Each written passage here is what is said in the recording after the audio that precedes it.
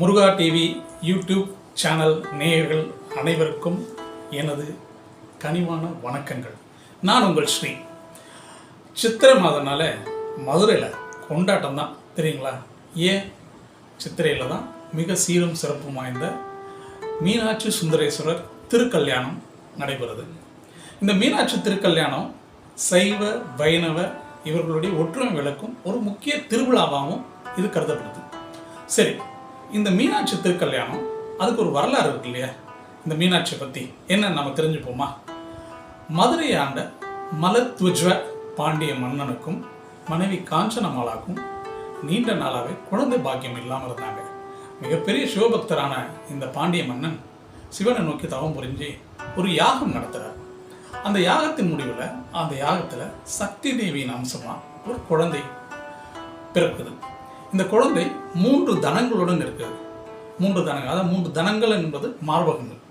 இதை பார்த்தோன்னே கவலை கொண்ட மன்னன் ரொம்ப கவலையில் இருக்கும்போது ஒரு அசிரிரி, கவலைப்படாத மன்னவா, இந்த 3வது தனம் என்பது அவளை மனம் முடிப்பவனை காணும்போது அகன்று விடும் என்று ஒரு அசிரிரி ஒலிக்கவும் மிகவும் மகிழ்ந்து அந்த குழந்தையை சீரும் சிறப்புமாக அந்த குழந்தைக்கு தேவையான கல்வி, வீர பயிற்சிகள் எல்லாத்தையும் கொடுக்கிறார் மன்னன். இந்த மன்னனுக்கு அப்புறம் மதுரையை இந்த மீனாட்சி பதவியேற்று மிக சிறப்பாக அரசாட்சி செய்கிறார். அரசாட்சி சேர்ந்ததோடு தமிழகத்தில் இருக்கிற மற்ற எல்லா இடங்களையும் இந்த பொன் போர் புரிந்து இறுதியாக கைலாயத்தில் சிவபெருமானை எதிர்த்து போர் புரிய கைலாயத்துக்கு செல்கிறார். அங்கு செல்லும்போது சிவபெருமானை பார்த்த உடனே அவளது அந்த 3வது தனம் நாணத்தால் மறைந்து விடுகிறது. சிவபெருமானை கண்டதும் காதல் கொண்ட அந்த 3வது தனம் மறைந்தது. இந்த 3வது தனத்திற்கு ஒரு முக்கியமான ஒரு விஷயம் உண்டு. இந்த 3வது தனம் என்பது மனிதனின் ஆணவத்தை குறிக்கும் ஒரு பொருளாக கருதப்படுகிறது. ஸோ எப்போது நாம் இறைவனை சரணடைகிறோமோ அப்போது அந்த ஆணவம் அழிந்து இறைவனை நாம் சரணடைகிறோம் என்பதை இதனுடைய தாற்பயமாகவும் ஏற்றுக்கொள்ளப்படுகிறது.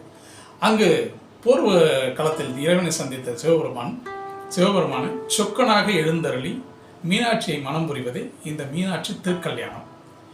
இந்த வருடத்துக்கான இந்த மீனாட்சி திருக்கல்யாணம் 28/4/2026 அன்று சிறப்பாக நடைபெறுகிறது. ஸோ தமிழகமெங்கும் இருக்கும் நேயர்கள், பக்த கோடிகள் அனைவரும் இந்த திருவிழாவை கண்டு என் வாழ்வில் எல்லா வளமும் பெற வாழ்த்துகிறேன். நன்றி, வணக்கம்.